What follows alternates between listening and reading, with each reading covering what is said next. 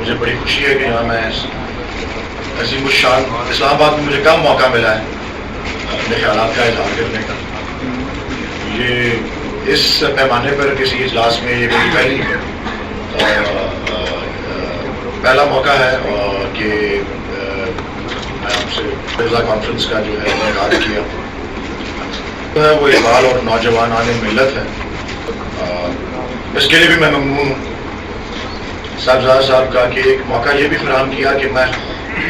خود آگاہی اور حضرت علامہ اقبال کے تاثرات سے اپنے آپ کو زیادہ مستفید کر سکوں اس بہانے کہ یہاں میں نے عوام کو پہنچانا ہے. اور خصوصاً میں شروع کرتا ہوں اس بات سے کہ علامہ اقبال جو ہے وہ نوجوانان ملت سے کیا خواہش رکھتے ہیں, کیا چاہتے ہیں, کیا پیغام دیتے ہیں اور کیا درکار ہے نوجوانان ملت کو کہ اگر وہ علامہ اقبال کی تعلیمات کو بروئے کار لاتے ہوئے اپنے اگر عروج پر پہنچنا چاہتے ہیں تو اس کے لیے کیا فارمولہ دیا ہے حضرت علامہ اقبال نے اپنی شاعری میں, اپنے اردو کلام میں, اپنے فارسی کلام میں اور اپنے نثری کلام میں بھی. آج مجھے وہ بھی دیکھنے کا موقع ملا ہے حالیہ اس کے حوالے سے بنیادی باتیں جو میں پہلے بتا دیتا ہوں. جی میرے خیال میں سب سے پہلے وہ اولین ترجیح جو ان کی نوجوانان ملت میں ہے وہ انوویٹو تھنکنگ کی ہے کہ وہ تخلیق کے عمل میں جو ہے وہ کوشاں رہیں, کریٹو رہیں. کہ اور اس کے علاوہ جو ایک اہم بات ہے بہت بڑی, اور میں یہ سینیٹر اکرم ذکی صاحب کو خاص بھی کہنا چاہتا ہوں کہ سینئر سٹیزن سے علامہ اقبال کو کوئی اناج تو نہیں ہے, لیکن ان کی کلام کا جو مرکز ہے, ان کے کلام کا جو بنیاد ہے اور کلام ان کا بنیادی طور پر جو ہے وہ نوجوانوں سے ہی مخاطب ہے. وہ نوجوانوں کو ایک تو خود نوجوانی کی عالم میں انہوں نے جو بہت سا اپنا کلام لکھا, خصوصاً بانگ درا میں جو آتا ہے, اور یہ یوتھ کی ڈیفینیشن کیا ہے آج کل, کیونکہ میرا تعلق ایک پولیٹیکل پارٹی سے بھی ہے, مجھے کچھ اس کی سمجھ میں جو آئی ہے کہ یوتھ اس شخص کو کہا جاتا ہے یا وہ شخص کوالیفائی کرتا ہے ایز یوتھ کا ممبر ہونا جس کی عمر 18 سال اور 35 سال کے درمیان ہے. تو میں خصوصاً دیکھ رہا تھا کہ علامہ اقبال جب عمر کے اس حصے میں تھے کہ وہ 18 اور 35 سال کے درمیان تھے یا خود یوتھ کا حصہ تھا, تو تب ان کا جو تھا وہ زاویہ اور نقطۂ نگاہ کیا تھا, اور جب وہ اس مرحلے سے گزر گئے تو پھر بھی نوجوانوں کو وہ کس طرح دیکھتے ہیں. تو بہرحال وہ چاہتے ہیں کہ نوجوان متحرک ہوں, وہ کریٹو ہوں, وہ متحرک ہوں, جامد نہ رہیں. وہ عشق کا جو تصور علامہ اقبال پیش کرتا ہے اس کو اپنی زندگی کو اس سے سرشار کریں, نفرت سے اپنے آپ کو آزاد کریں. جرأت کا تصور جو علامہ اقبال صاحب پیش کرتے ہیں اس سے اپنے آپ کو آراستہ کریں, اور خوف سے اپنے آپ کو آزاد کریں. فقیری کا جو تصور علامہ جو ہے وہ پیش کرتے ہیں اسے اپنے آپ کو آراستہ کریں, اور مادہ پرستی سے اپنے آپ کو آزاد کریں. اور آزاد کا لفظ میں نے کافی دفعہ استعمال کر لیا, لیکن آزاد طبیعت رکھیں, آزاد طبیعت رکھیں, تقلید کی زنجیروں سے اپنے آپ کو آزاد رکھیں, اور اپنی غلامی سے, یعنی کہ یہ جو ہر لفظ جو اخلاقی اقدار, جو کوالٹیز جو علامہ چاہتے تھے نوجوانوں میں, اور جن کا ان کے خصوصاً فلسفے میں جو ان کی فارسی شاعری کے اندر پایا جاتا ہے وہ ذکر آتا ہے, میں وہ کوالٹیز کی بات کر رہا ہوں. اور وہ کوالٹیز پہ ترجیح اس لیے بھی دے رہے تھے, میں نے جس طرح سے بتایا, اس میں عشق ہے, اس میں فقر ہے, اس میں جرأت ہے, اس میں آزادی ہے. یہ وہ اقدار ہیں جن کا اس وقت کے مسلمانوں میں فقدان پایا جاتا تھا, اس لیے وہ اس پہ ترجیح دیتے تھے. یہ وہ اقدار ہیں جس سے اجتماعی انفرادی اور اجتماعی خودی جو ہے وہ مضبوط ہوتی ہے. اور افسوس سے کہنا ہے کہ آج کل بھی ہمارے یہاں ان اقدار کا جو ہے وہ فقدان ہے. اور یہ اقدار, یہ جو 4 اقدار ہیں, ان کے اپوزٹس کیا ہیں؟ عشق کا متضاد نفرت ہے, فقر کا متضاد مادہ پرستی ہے, جرأت کا متضاد خوف ہے, اور آزادی کا متضاد جو ہے غلامی ہے. اور یہ جو سارے تضادات جو تمام اقدار جو علامہ اقبال جن کا سبق دیتے ہیں, ان کی متضاد اقدار کا جو ہے وہ غالب آئی ہوئی ہیں ان مثبت اقدار کے اوپر. اس لیے ان کو ریوزٹ کرنے کی ہمیں یہاں پہ بہت زیادہ ضرورت ہے. تو جب وہ علامہ اقبال خود، اور ایک اور جو ٹاپک میں ٹچ کرنا چاہتا ہوں اس ساری بحث میں، وہ یہ ہے کہ نوجوانان ملت کو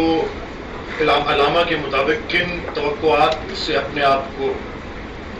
کون سی توقعات اپنے آپ میں رکھنی چاہیے ریگارڈنگ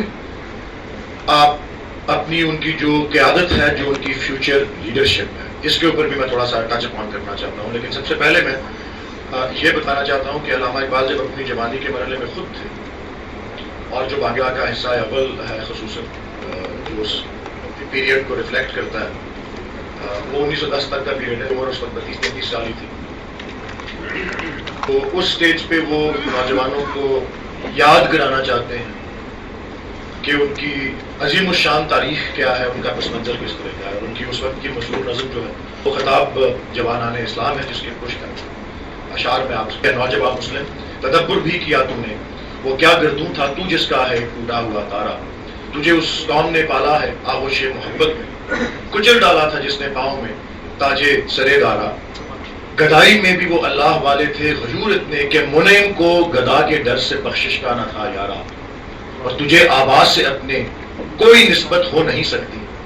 کہ تو گفتار وہ کردار، تو ثابت وہ سیارہ،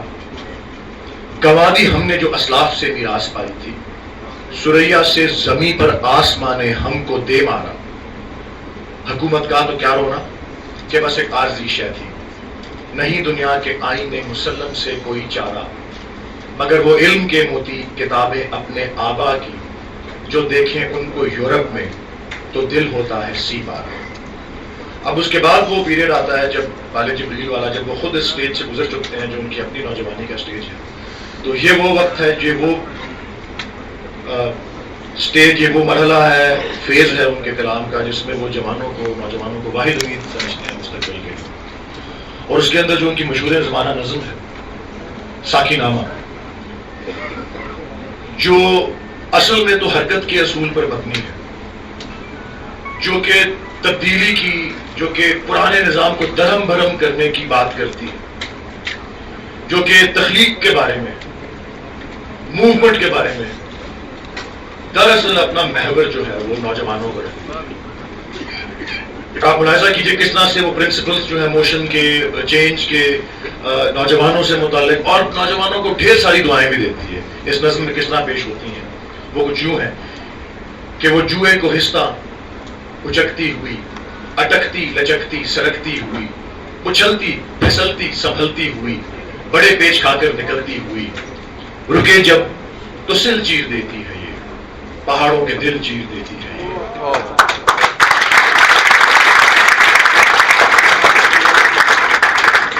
ذرا دیکھ اے ساقی لالا فام، سناتی ہے یہ زندگی کا پیام. زمانے کے انداز بدلے گئے، نیا راگ ہے ساز بدلے گئے،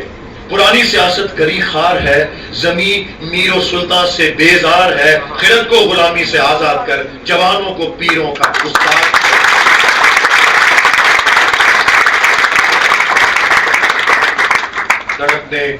دھڑکنے کی توفیق دے دل مرتضیٰ سوزے صدیق کے، جگر سے وہی تیر پھر پار کر، تمنا کو سینوں میں بیدار کر،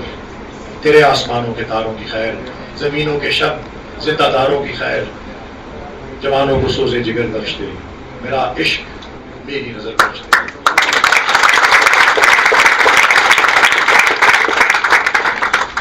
میرے نالائے نیم شب کا نیاز، میری خلوت و انجمن کا گداز، امنگیں میری، آرزوئیں میری، امیدیں میری، جستجوئیں میری، یہی کچھ ہے ساکی متاع فقیر، اسی سے فقیری میں ہوں میں امیر، میرے قافلے میں لٹا دے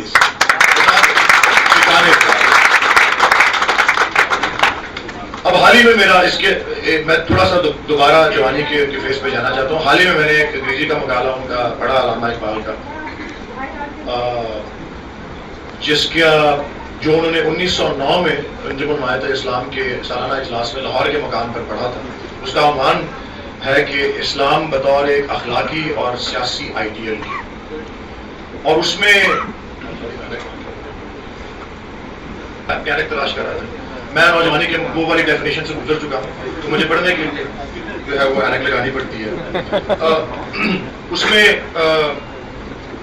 بڑے میں نے دیکھا، مجھے پہلی دفعہ اس بات سے آگاہی ہوئی کہ کچھ معاملات کے اوپر ان کے جو ہیں تاثرات وہ کس نوعیت کے ہیں۔ جو اس میں پہلی بات کرتے ہیں وہ ہے اپنے ڈر اور اپنے خوف پر قابو پا لینا۔ اور جو میں ایکچولی وہ ان کا انگریزی میں تھا، لیکن میں نے اس کا اردو ترجمہ جو اپنی طرف سے کیا ہے وہ اس موضوع کے اوپر جو الفاظ ہیں وہ فرماتے ہیں کہ انسان اپنے اخلاقی ارتقاء کی بلند ترین منزل اس وقت طے کر چکتا ہے جب وہ اپنے اندر کے خوف اور رنج سے اپنے آپ کو آزاد کر لیتا ہے۔ اسلامی ساخت اور اسلامی بناوٹ اس بنیادی بات کو تسلیم کرتی ہے کہ انسان میں قدرتی طور پر خوف پایا جاتا ہے،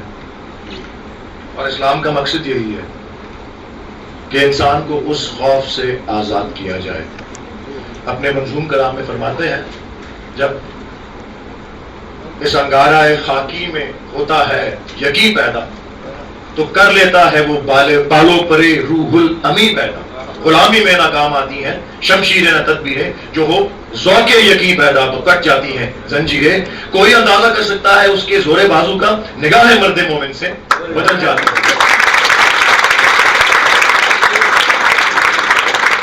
جو دوسری بات وہ اس پیپر میں کہتے ہیں، میں بتا رہا ہوں یہ 1909 کا یہ ہے ان کی کاوش، اور اس وقت ان کی عمر 32 سال تھی۔ دوسرا جو اس میں اہم جو بات وہ نقطہ جو ہے جس کو وہ پیش کرتے ہیں وہ ہے کہ اسلام کا جو امن کا پیغام ہے، یہ ذرا آج کل زیادہ ریلیونٹ بات ہے کہ، اور یہ ان کے الفاظ ہیں جو میں آپ کے سامنے پیش کرتا ہوں۔ فرماتے ہیں کہ سچ ہے، سچ یہ ہے کہ اسلام بنیادی طور پر امن کا مذہب ہے۔ قرآن مجید، یہ انہی کے الفاظ ابھی جاری ہیں، قرآن مجید دفاعی جنگ کی تو اجازت دیتا ہے، لیکن جنگ بطور جارحانہ عمل، یعنی کہ اگریسو وار، جنگ بطور جارحانہ عمل، خواہ وہ کفار ہی کے خلاف کیوں نہ ہو، قرآن مجید میں ممنوع ہے۔ یہ علامہ اقبال کے الفاظ ہیں اس مطالعے سے۔ حضور صلی اللہ علیہ وسلم کی قیادت میں لڑی جانے والی تمام جنگیں دفاعی نوعیت کی، اور آپ صلی اللہ علیہ وسلم کی طرف سے دفاعی جنگ کی صورت میں بھی مغلوبین پر بے لگام ظلم کرنے پر مکمل ممانعت تھی۔ اور اسی دور کے منظوم کلام میں علامہ اقبال فرماتے ہیں، دیکھیں جہاد کا لفظ بھی وہ استعمال کرتے ہیں، شمشیر کا لفظ بھی وہ استعمال کرتے ہیں اسی شعر میں، لیکن کس حوالے سے کرتے ہیں؟ یقین محکم عمل پہ ہم، محبت فاتح عالم، جہاد زندگانی میں ہے یہ مردوں کی شمشیر۔ اور اس کے بعد جو تیسری بات جو اس مقالے میں وہ فرماتے ہیں وہ فرقہ واریت اور ذات پات کی جو مخالفت کرتے ہیں تصور کی، اور اس کے بارے میں جو ان کے الفاظ ہیں وہ کچھ یہ ہیں کہ اسلام ایک ایسی یگانگت ہے جس میں کسی کے ساتھ کوئی امتیازی سلوک نہیں۔ ایسی یگانگت تبھی ممکن ہے جب انسان دو بنیادی نکات پر ایمان رکھتا ہو، اللہ تعالیٰ کی وحدت اور نبی کریم صلی اللہ علیہ وسلم کا مشن۔ مجھے تو یہ محسوس ہوتا ہے، یہ علامہ کے الفاظ جاری ہیں، مجھے تو یہ محسوس ہوتا ہے کہ ہم ذات پات اور قوم کے معاملے میں ہندوؤں پر بھی سبقت حاصل کر چکے ہیں۔ میں اس مذہبی اور معاشرتی فرقہ واریت کی بھرپور مذمت کرتا ہوں۔ میں اللہ تعالیٰ کے نام پر اور انسانیت کے نام پر اس کی بھرپور مذمت کرتا ہوں۔ میں حضرت عیسیٰ علیہ السلام کے نام پر اس کی بھرپور مذمت کرتا ہوں، حضرت موسیٰ علیہ السلام کے نام پر اس کی بھرپور مذمت کرتا ہوں، اور حضور سرور کونین صلی اللہ علیہ وسلم کے نام پر اس کی بھرپور مذمت کرتا ہوں۔ یہ علامہ اقبال کے الفاظ ہیں۔ ابھی یہ جاری ہے، فرماتے ہیں آگے کہ بس ہم سب کو آگے بڑھ کر اسلام متحد اور بے تقسیم ہے، یونائٹڈ اینڈ انڈیویزبل، متحد اور بے تقسیم ہے، اور کسی قسم کا امتیازی سلوک برداشت نہیں کرتا۔ بس ہم سب کو آگے بڑھ کر ذات پات اور فرقہ واریت کے بتوں کو ہمیشہ کے لیے توڑنا ہے اور مسلمانان قوم کو ایک عظیم الشان اتحاد میں ڈھالنا ہے. فرماتے ہیں یہی مقصود فطرت ہے، یہی رمز مسلمانی، اخوت کی جہانگیری، محبت کی فراوانی. بتانے رنگ و خوں کو توڑ کر ملت میں گم ہو جا، نہ تورانی رہے باقی، نہ ایرانی نہ افغانی.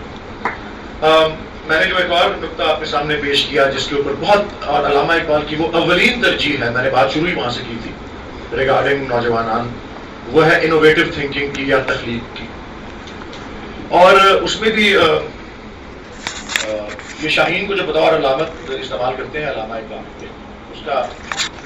اس کی وجہ، اس کے سمبولزم کی وجہ جو ہے کہ اس کی خصوصیات، اور اس کی خصوصیات کو جو بیان کرتے ہیں علامہ اقبال، جو وہ 5 خصوصیات کہ شاہین تیز نگاہ ہے، شاہین بلند پرواز ہے، شاہین خلوت پسند، تنہائی کو پسند کرتا ہے. اگلی 2 جو ہے وہ بے نیاز ہے، کبھی آشیانہ نہیں بناتا، اور 5ویں ہے کہ کبھی کسی دوسرے کے ہاتھ کا مارا ہوا شکار نہیں کھاتا. یہ جو تیسری کوالٹی تھی کہ وہ خلوت پسند ہے، تنہائی پسند جو ہے، وہ اس لیے علامہ نے اس پہ ترجیح دی ہے کیونکہ تنہائی میں جو ہے وہ تخلیق ہو سکتی ہے. اور تخلیق کے عمل کے اوپر علامہ نے جس حد تک ترجیح دی ہے اس کو مجھے پھر پڑھنا اس لیے پڑے گا کیونکہ فارسی کلام ہے اور میں اتنا زیادہ فارسی کے اوپر دور نہیں رکھتا. وہ ان کے جاوید نامہ کے آخر کا ذکر جہاں پہ ساجادہ صاحب نے بھی کیا، وہ اللہ تعالیٰ کے منہ سے کہلواتے ہیں. یہ فارسی ان کا کلام ہے، 2 اشعار ہیں کہ ہر کے پورا قوت تخلیق نیست، پیش ما جز کافر و زندیق نیست، از جمال ما نصیب خود نہ برد، از نخیل زندگانی بر نہ خورد. اس کا ترجمہ یہ ہے کہ اللہ تعالیٰ کے منہ سے یہ کہلوا رہے ہیں کہ جس کسی میں بھی تخلیق کی قوت نہیں، جس کسی میں بھی تخلیق کی قوت نہیں، وہ ہماری نگاہ میں کافر اور منافق کے سوا کچھ نہیں. ایسی ہستی نے ہمارے جمال میں سے اپنا نصیب یا اپنا حصہ حاصل نہیں کیا، اس نے زندگانی کے درخت کا پھل نہیں کھایا.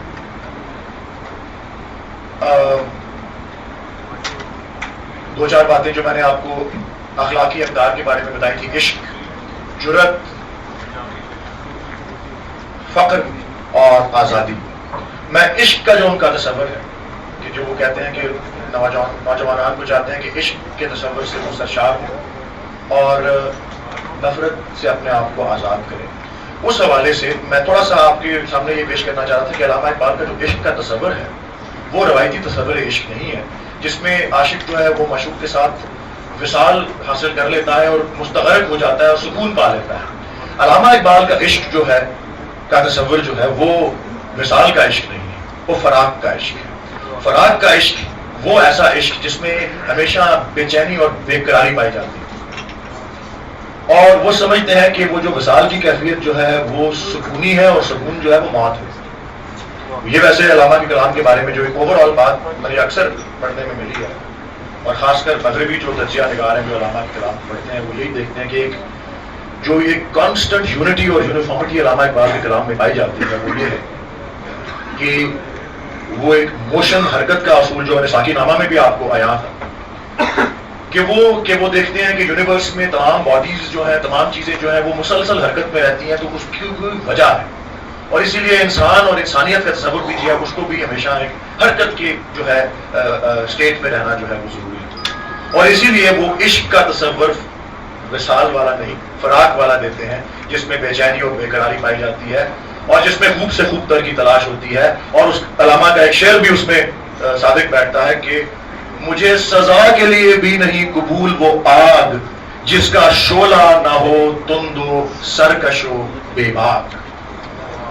تو یہ ان کا تصور عشق ہے. اور اس کے علاوہ ستاروں سے آگے جہاں اور بھی ہیں، ابھی عشق کے امتحان اور بھی ہیں، اور گئے دن کے تنہا تھا میں انجمن میں، یہاں اب میرے رازدار اور بھی ہیں. اور فقیری اور فقر جو دوسری کوالٹی ہے، یہ وہ فقیر جو ان کا، یہ وہ تو فقیر نہیں جو لوگوں سے بھیک مانگتا ہے، یہ لوگوں کے آگے ہاتھ پھیلاتا ہے. یہ وہ فقیر ہے، یہ وہ فقر ہے جو میرا طریق میری نہیں فقیری ہے والا فقر، کہ جس کے اندر وہ شخص، یہ جو شاہین کی کوالٹی ہے کہ کبھی آشیانہ نہیں بناتا، بے نیاز وہ دنیاوی اور مادی دولتوں سے، آسائشوں سے آزاد ہے، اس کو غریب ہونے کا فکر نہیں ہے، اس کو مفلسی کا فکر نہیں ہے، وہ اپنے آپ پہ بھروسہ کرتا ہے، اور یہ وہ کوالٹی ہے جو نوجوانوں میں دیکھنا چاہتی ہے، اپنے آپ پر بھروسہ، اپنے آپ کو یہ پیام مشرق کے اندر ان کی ایک فارسی نظم ہے جس کے اشعار میرے پاس نہیں ہے، لیکن وہ اسی اخلاقی قدر کو ایگزمپلیفائی کرنے کے لیے مینشن کرتے ہیں۔ غنی کشمیری ایک شاعر تھے، ان کے بارے میں، غنی کشمیری کے بارے میں، اور پیام مشرق کا بڑا خوبصورت ترجمہ حضرت فیض مرحوم صاحب نے کیا ہوا ہے، جس کا مجھے ان کی 7 سالہ تقریبات میں سال کے شروع میں موقع بھی ہوا سننے کا، ان کے نواسے کی منظوم میرے پاس نہیں ہے، لیکن غنی کشمیری کے بارے میں مشہور یہ تھا کہ جب وہ گھر میں ہوتا تو گھر کو تالے میں مکفل رکھتا، بند رکھتا، لیکن جب وہ گھر سے باہر چلا جاتا تو سب کچھ کھلا چھوڑ کے چلا جاتا۔ تو لوگ اسے پوچھتے ہیں کہ بھائی یہ کیا کر رہے ہو؟ اس نے کہا کہ گھر کے اندر سب سے بیش قیمت چیز میں ہوں، اور جب میں گھر کے اندر ہوں تو میں اس کو حفاظت کرتا ہوں، اور جب میں گھر میں نہیں ہوں تو کسی اور چیز کو کسی حفاظت یا سیکورٹی کی ضرورت نہیں۔ اس کے علاوہ جو اقدار ہیں، جرأت کی میں نے آلریڈی بیان کر دیا، جرأت کی کہ یہ جنگیں لڑنے وغیرہ والی جرأت نہیں ہے، بلکہ فکر اور عمل کی جرأت ہے کہ اپنے خوف کے اوپر قابو پا لینا اور اپنے آپ کو اس خوف سے آزاد کر لینا، اس والی جرأت ہے۔ اور آزادی جو ہے وہ بھی ہے کہ تقلید کی زنجیر سے آزادی جو ہے، جو دیکھنا چاہتے ہیں۔ تو اب سب سے آخر میں جو میں آپ کو پوائنٹ پیش کرنا چاہ رہا ہوں وہ یہ ہے کہ نوجوانان کو کیا تلقین علامہ اقبال کرتے ہیں اس حوالے سے کہ وہ کیا توقعات رکھ سکتے ہیں اپنی قیادت سے، آنے والی قیادت سے، یا جو آئیڈیل قیادت ہو سکتی ہے، قیادت کے ایشو کے اوپر۔ اور اس حوالے سے میں صرف آپ کو وہ کھلا خط جو ہے اس کے الفاظ پیش کرنا چاہتا ہوں جو کہ میرے والد محترم جناب ڈاکٹر جاوید اقبال اپنی خود نوشت سوانح حیات اپنا غریباں چاک میں اپنے والد محترم حضرت علامہ اقبال کے نام لکھا ہے۔ فرماتے ہیں اپنے کھلے خط میں کہ آپ کو یاد ہوگا، یہ علامہ سے مخاطب، پہلا خط جب لکھا، اس کا ایکچولی اس باب کا عنوان جو ہے کتاب میں وہ ہے دوسرا خط۔ جب پہلا خط ڈاکٹر جاوید، اس وقت ڈاکٹر تو نہیں تھے، جب جاوید اقبال نے اپنے والد کو پہلا خط لکھا 1930 یا 31 میں، وہ بھی سال تھا جب وہ ہندوستان گئے تھے دوسری کانفرنس میں، کہ مجھے گراموفون جو ہے وہ حاصل آتے، تو اس کے جواب میں انہوں نے نظم لکھ ڈالی، پیارے عشق میں اپنا مقام پیدا کر، جس کا وہ شعر ہے کہ میرا طریق میری نہیں فکیری ہے۔ تو یہ فرماتے ہیں کہ میرا دوسرا خط ہے کہ آپ کو یاد ہوگا جب اس دنیا میں آپ کی آخری شب تھی، میں کمرے میں داخل ہوا تو آپ مجھے پہچان نہ سکے، پوچھا کون ہے، میں نے جواب دیا جاوید۔ فرمایا جاوید بن کے دکھاؤ تو مانے۔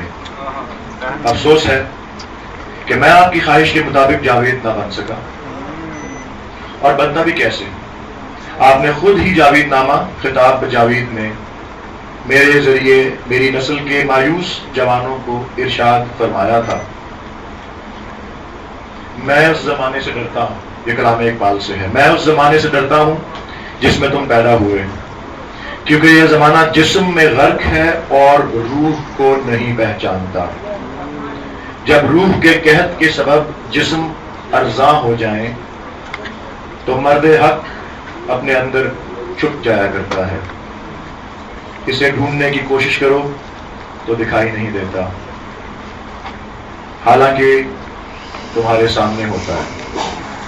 مگر تم اس کی تلاش کے لیے اپنی تگ و دو جاری رکھو، خواہ تمہیں کتنی ہی صعوبتیں برداشت کرنی پڑیں۔ اے پدر محترم، فرماتے ہیں علامہ سے، اے پدر محترم، ایک مرد حق جسے آپ ہی نے ہمارے لیے منتخب کیا تھا کی قیادت میں ہم نے پاکستان حاصل کر لیا۔ بعد ازاں جو بھی مردان و زنان حق ہمیں میسر آئے، آپ خود ہی بتائیے کیا وہ آپ کے قائم کردہ معیار پر پورے اترتے تھے؟ پھر بھی آپ کے فرمان کے مطابق ہم شجر سے وابستہ ہیں، امید بہار رکھتے ہیں۔ اے پدر محترم، मुनीब, वलीद और इनकी नस्ल के आजुर्दा नौजवान मुझसे पूछते हैं कि अगर तलाश के बावजूद कोई मर्द हक ना मिले, अगर किसी बाखबर मर्द की सोबत हमें मुयस्सर ना आए, अगर सही क़यादत हमारे नसीब में ना हो, तो हम क्या करें? मैं उन्हें वही पैगाम दे सकता हूं जो आपने मुझे जावेद नामा के आखिरी हिस्से में खिताब जावेद में दे रखा है। गम और दिलगीरी ईमान की कमजोरी है। गम निस्फ पीरी है। नौजवानों, जब तक तुम गैर अल्लाह से लालच रखते हो और जब तक उससे कुछ न मिलने के गम से तुम आजाद नहीं, तुम जावेद न बन सकोगे। याद रखो, हिर्स हमेशा की मोहताजी है, बस अपने ऊपर जब्त रखो। खैर अंदेज यके आज फरजंदान इकबाल।